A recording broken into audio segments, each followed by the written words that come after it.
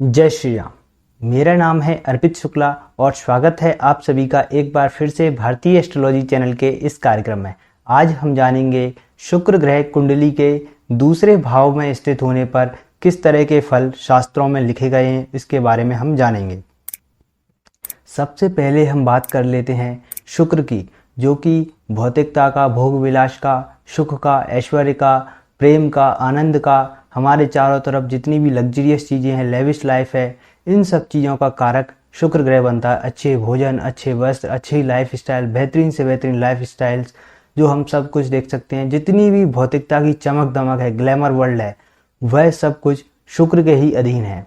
अब शुक्र ग्रह दूसरे भाव में आएंगे तो सबसे पहले हम समझते हैं सेकंड हाउस क्या है। सेकंड हाउस हमारे परिवार को दिखाता है, हमारे धन को दिखाता है, हमारी वेल्थ क्या होगी, हमारा पारिवारिक वैल्यू क्या होगी, मॉरल वैल्यू क्या होगी, और हमारे सेविंग्स को दिखाता है, हमारी वाणी का है, हमारी भोजन का, फूड इनटेक्स है, उनको हम सेकंड हाउस से देखते हैं। यानी दूसरा भाव धन को लेकर के आज के समय के हिसाब से काफ़ी महत्वपूर्ण हाउस है।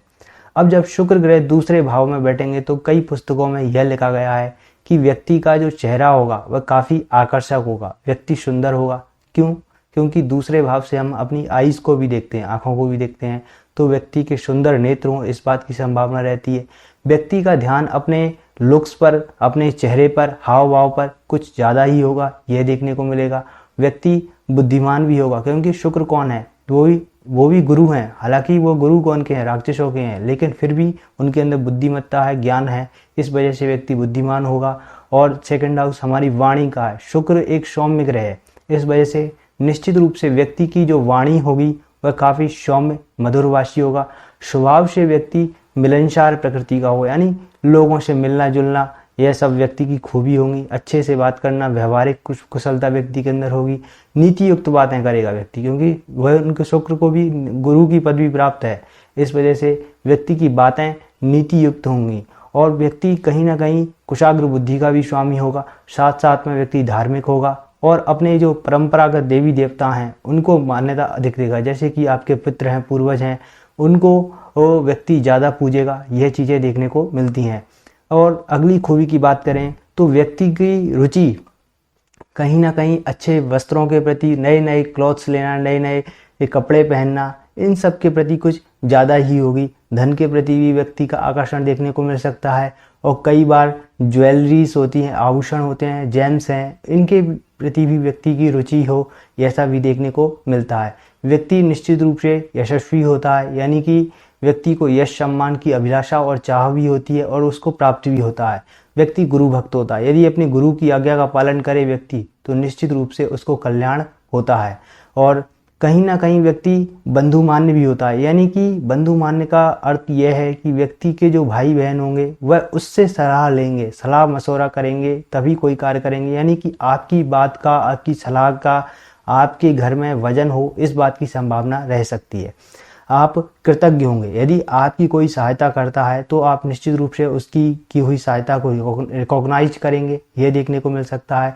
दान पुण्य के कार्यों में आप आगे रहेंगे। यदि घर के सामने कोई भिक्षुक भी आता है तो सबसे पहले आपका प्रयास होगा कि आप जाकर के उसको दान दें। कोई आटा देना है, कुछ भी देना है, तो दान पुण्य में आपकी रुचि होती है। निश्चित रूप से व्यक्ति के परिवार युक्त होता है, यानी कि या तो बड़ी फैमिली में व्यक्ति का जन्म हुआ हो या खुद के अपने परिवार के साथ में रहता हो, माता पिता, यानी परिवार युक्त, यह शब्द एग्जैक्टली यूज किया गया है क्लासिकल बुक्स में। व्यक्ति के धर्म के प्रति भी रुचि हो, यह देखने को मिलता है। नम्रता होगी व्यक्ति के स्वभाव में, मृदुता होगी, क्योंकि शुक्र स्वभाव से ही सौम्य ग्रह है। और दया होगी, परोपकार की भावना, दूसरों के प्रति हेल्प करना, सहायता करना, यह व्यक्ति का गुण होगा। मधुर वाणी होगी, जैसा कि मैंने पहले बताया, सौम्यता होगी वाणी में, यह देखने को मिलता है। व्यक्ति कर्तव्य परायण होगा। निश्चित रूप से व्यक्ति को जो ड्यूटी मिल जाए, जो कर्म मिलेगा, वह उसका भली प्रकार से पालन करने का अपनी तरफ से तो व्यक्ति पूर्ण प्रयास करेगा ही करेगा। और सदाचारी रहने पर भी व्यक्ति को यहाँ पर जो व्यक्ति यश सम्मान चाहता है, यदि वह कीर्ति चाहता है, अपने नाम वैभव को बढ़ाना चाहता है, तो आपको अपने सदाचारी रखना चाहिए, यानी कि किसी भी प्रकार के गलत कर्मों से आपको दूर रहना चाहिए। और अगली खूबियों की बात करें तो भोजन का शौकीन होता है व्यक्ति। निश्चित रूप से व्यक्ति को अच्छे रेस्टोरेंट्स में खाना या नए नए फूड्स को ट्राई करना यह पसंद होगा। व्यक्ति पेय पदार्थों का भी शौकीन होगा, जितने भी लिक्विड चीज़ें हैं वह व्यक्ति को पसंद होंगी, और भोजन करने के उपरांत मीठा अधिक पसंद होगा, यह देखने को मिलता है। यदि आपकी पत्रिका में है तो आप बताइए ये सब गुण क्या आपके साथ में मैच होते हैं या नहीं। और व्यक्ति की जो प्रकृति होगी वह कहीं ना कहीं विलासी प्रकृति होगी, यानी कि जो आराम पसंद चीज़ें हैं वह व्यक्ति को ज़्यादा पसंद होंगी, और स्त्रियों से भी व्यक्ति को भरपूर प्रेम मिलता हो, ये स्त्रियां उसको अधिक रिकॉग्नाइज करती हों, यह चीज़ देखने को मिलती है। व्यक्ति महत्वाकांक्षी होता है, स्वयं में ही व्यक्ति की जो एम्बिशंस हैं वह काफ़ी हाई रहती हैं, लेकिन एक चीज़ यह भी है कि यहाँ पर जो आपकी महत्वाकांक्षा है उनको पाने के लिए, आपके जो एम्बिशंस हैं, प्लान्स हैं, उनको पाने के लिए आपको कुछ अधिक हार्ड वर्क करना पड़े, यह देखने को मिलता है। व्यक्ति के अंदर यह भी देखने को मिलता है कि जो सुविधा संपन्नता है, आरामदायकता है, यह भी व्यक्ति के आसपास, स्वभाव के घर के आसपास या वातावरण उसको इस तरह का ऑटोमेटिकली ही मिल जाता है, यानी कि आरामदायक चीज़ें, ज़्यादा मेहनत ना करना पड़े, हार्डवर्क ना करना पड़े, ऐसी सब चीज़ें देखने को आसपास मिल जाती हैं। और कई बार यदि शुक्र पर यदि राहु जैसी ग्रहों का प्रभाव है तो अति भौतिकतावादी भी व्यक्ति को यह बना देता है। अब बात करें और अन्य प्रकार से, और थोड़ा डिटेल में जाएं हम, तो यदि शुक्र आपका वायु तत्व की राशियों में, वायु तत्व की राशियां हैं तो उनमें यदि शुक्र आपका आता है तो निश्चित रूप से यहाँ पर आप अपने व्यापार व्यवसाय में सफल हो सकते हैं। यहाँ पर पुत्र सुख में कमी को यह प्रदर्शित कर सकता है। और वहीं जलीय राशियों में आता है शुक्र, तो यहाँ पर मैरिटल लाइफ को लेकर के थोड़े इश्यूज रह सकते हैं। हालांकि उसके लिए हमें सातवें भाव, नवांश कुंडली इत्यादि का विवेचन करना चाहिए। यह एक जनरल प्रेडिक्शन है, तो आप डायरेक्ट कंक्लूजन पर ना आ जाएं, क्योंकि कई चीज़ों में ज्योतिष का यही खासियत है, यूनिकनेस है कि कई थोड़े से भी चीज़ों में बदलाव होने पर परिणामों में विभिन्नता आ जाती है, लेकिन कहीं ना कहीं एक और छोर तो हमें पकड़ना ही होगा फलित करने के लिए। तो इस वजह से हम ये वीडियो चला रहे हैं, ये वीडियो सीरीज चला रहे हैं। अब बात करें कि जलीय तत्व की राशियों में है तो यहाँ पर यह भी देखने को मिलता है कि व्यक्ति की कन्या संतति अधिक हो और मैरिटल लाइफ में कुछ डिस्टर्बेंसेस देखने को मिल सकते हैं। व्यक्ति की स्वयं की रुचि लेखन में अधिक हो, यह देखने को मिलता है। यदि हम बात करें पृथ्वी तत्व की राशि हैं, उनमें यदि शुक्र आता है तो व्यक्ति पैतृक संपत्ति से दूर चला जाता है और व्यक्ति जल्दी धनवान होने की लालसा व्यक्ति के अंदर हो जाती है। इस वजह से कई बार गलत कर्मों में भी व्यक्ति लिप्त हो जाता है, यानी कि जुआ है, ऐसी लॉटरी है, सट्टा है, इन सब चीज़ों से धन कमाने की लालसा व्यक्ति के अंदर आ जाती है। और यह भी देखा गया है कि शुक्र और चंद्रमा की युति हो तो नेत्र रोग होने की संभावना बनती है। वहीं शुक्र और शनि की युति हो जाए तो यहाँ पर व्यक्ति को धन अभाव भी हो, यह संभावना को दिखाता है कि धन अभाव हो, यानी पैसे की कमी हो, यह चीज़ें व्यक्ति के साथ में हो सकती हैं। वाणी प्रभावित होगी, निश्चित रूप से आपके वाणी प्रभावशील होगी और आपके परिवार में आपको स्नेह मिलेगा, यह देखने को मिलेगा। रोमांटिक लाइफ के लिए यह काफ़ी अच्छे योग है। अब थोड़ा हम समझें कि शुक्र यदि आपका सेकंड हाउस में है पर वह उच्च राशि का है, यानी कि मीन राशि है, यानी 12 नंबर वहाँ लिखा हुआ है, तो यहाँ पर यह देखने को मिलेगा कि आपके पास जितना भी धन होगा वह आवश्यकता से अधिक होगा। यह शास्त्रों में बात लिखी गई है, यानी कि आवश्यकता, जितनी आपको आवश्यकता है उससे कहीं अधिक आपके पास धन हो, इस बात की संभावना है। अब बात करें उच्च नवांश में है शुक्र, यानी कि नवांश शुक्र दूसरे भाव में किसी भी राशि में हो सकता है, पर नवांश कुंडली में वह उच्च का हो रहा है किसी भी भाव में जाकर के।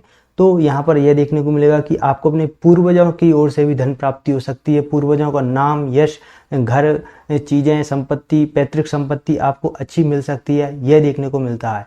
यदि हम बात करें शुभ वर्गों में गया है, यानी कि कई वर्ग कुंडलियां होती हैं, उनमें ज़्यादातर में शुक्र की स्थिति शुभ है और अच्छे भावों में स्थित है, तो यहाँ पर व्यक्ति को राजा से, सरकार से, उच्च अधिकारियों से वेतन की प्राप्ति हो या उनसे सैलरी ले उनके यहाँ काम करे, यह देखने को मिलता है। यदि हम बात करें सेकंड हाउस में शुक्र है और वह नीच राशि यानी कि कन्या राशि में स्थित है, 6 नंबर लिखा हुआ है सेकंड हाउस में और सिंह लग्न में यह स्थिति बनेगी, तो व्यक्ति स्वयं कंजूस होगा और कंजूसी से अपने फाइनेंस को मैनेजमेंट करने का प्रयास करेगा, यानी कि कैसे पैसे को खर्च करना है इसका बहुत ज़्यादा हिसाब लगाएगा और फिर भी कहीं ना कहीं फाइनेंस गड़बड़ाता रहे, यह देखने में मिल सकता है। यदि हम बात करें कि शुक्र यदि नीच नवांश में हो तो नीच नवांश में जाने पर स्पेकुलेशन से धन कमाएगा, यानी कि शेयर मार्केट है, लॉटरी है, सट्टा है, जुआ है, ऐसी सब चीज़ों में व्यक्ति धन अर्जित कर सकता है। नीच नवांश का अर्थ यही है कि शुक्र दूसरे भाव में कोई भी राशि में हो परंतु नवांश कुंडली में जाकर के वह नीच का हो रहा हो, तब यह स्थिति बनेगी। अब यदि शुक्र पाप वर्गों में चला जाए तो पाप वर्ग यानी कि वर्ग कुंडलियां हैं जितनी भी दशमांश, नवमांश, सप्तमांश, ऐसी कुंडलियों में उसकी स्थिति शुभ नहीं है, वह खराब भावों में है, अच्छी राशियों में नहीं है। तो यहाँ पर यह देखने को मिलता है कि व्यक्ति विदेशों से धन कमाता है, यानी कि जो मल्टीनेशनल्स कंपनी में काम कर सकते हैं, विदेशी संस्थाओं से जुड़ करके व्यक्ति धन अर्जित कर सकता है। यदि हम बात करें मित्र राशि में है शुक्र और या अच्छे नवांश में है और शुभ नवांश में है या वर्गोत्तम स्थिति में है, तब भी यही स्थिति बताई गई है कि व्यक्ति राजकोष से अथवा सरकार से, सरकारी अधिकारियों से किसी भी न किसी प्रकार से लाभ कमाता ही है, ये देखने में आता है। अब यदि शुक्र यहाँ पर दूसरे भाव में शत्रु राशि का स्थित हो, यानी कि जो साइन है वो शत्रु राशि है शुक्र के लिए, शत्रु ग्रह की, तो यहाँ पर यह बात कही गई है कि व्यक्ति सुकर्मों से धन प्राप्त करता है, यानी कि जो व्यक्ति के पास धन आएगा वह कहीं ना कहीं अच्छे कर्मों की वजह से आएगा। एक रोचक बात है, लेकिन यह सत्य भी है, यह देखने में मिलता है। और शत्रु नवांश में हो, यानी कि नवांश राशि में वह शत्रु राशि में चला जाए, दूसरे भाव में स्थित हो, तो यहाँ पर व्यक्ति का स्वभाव ऐसा होगा कि वह अपने आप को कमज़ोर प्रदर्शित करेगा, अपनी गरीबी दिखाएगा, फिर लोगों से सहायता लेगा, लोगों से अपने काम निकलवाएगा, ऐसी स्थिति देखने को मिलती है। यानी व्यक्ति स्वयं अपनी गरीबी का रोना सा रोता रहेगा, यह देखने में आता है। और वहीं स्वराशि का शुक्र हुआ दूसरे भाव में अपनी ही राशि का, तो व्यक्ति को अपने पुत्र से धन की प्राप्ति होती है, यह देखने में आता है। तो दोस्तों, आज हमने जाना कि शुक्र किस तरह के जनरल फल दे सकता है और शुक्र के थोड़े हमने गहराई में जाना कि राशियों से किस तरह के फल हो सकते हैं। हालांकि इसमें अभी कोई ग्रह की युति हो रही है, दृष्टि हो रही है, नक्षत्र क्या है और नवांश में क्या स्थिति है, इसके आधार पर थोड़े बहुत फलों में परिवर्तन देखने को मिलते हैं। तो इस आधार पर आप शुक्र के फलों को विवेचना कर सकते हैं। उम्मीद करता हूँ आपको मेरा यह वीडियो अच्छा लगा होगा, और वीडियो में कोई कमी है तो आप ज़रूर बताइए। चैनल को सब्सक्राइब आपने कर ही दिया होगा, इसमें कहने की कोई बात नहीं है। आप सभी का प्रेम पूर्वक बहुत बहुत धन्यवाद।